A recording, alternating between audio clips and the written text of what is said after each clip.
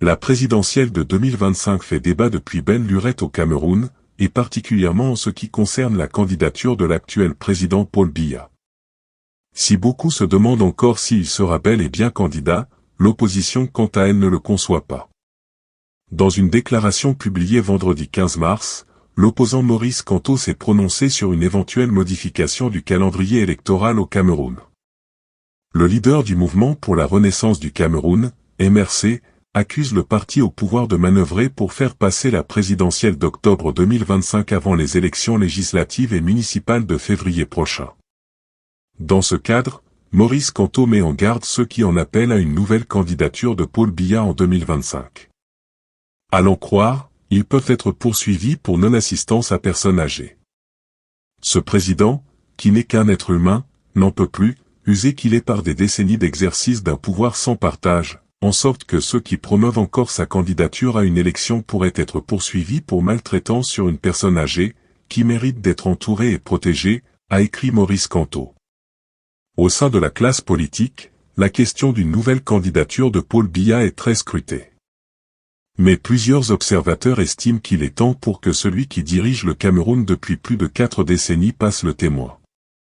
Dans un plaidoyer passionné, Maurice Kamto, figure politique éminente du Cameroun, souligne l'importance cruciale de l'engagement politique citoyen dans la transformation de la société.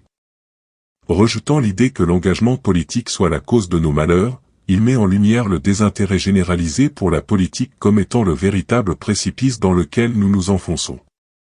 Kamto affirme avec conviction que l'engagement politique citoyen n'est pas responsable d'un nombre élevé de décès, mais que ce sont plutôt les conséquences de la pauvreté extrême, du chômage chronique, de la négligence dans les services de santé, et des infrastructures délabrées qui entraînent un véritable tribut en vies humaines. Les maladies liées à la pauvreté, les accidents de la route dus à des infrastructures défaillantes, et d'autres maux similaires sont, selon lui, les véritables fléaux qui doivent être combattus.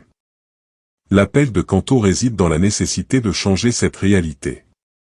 Il invite chacun à se pencher sur les affaires de la cité, à s'investir dans la politique non pas en tant que spectateur passif, mais en tant qu'acteur engagé.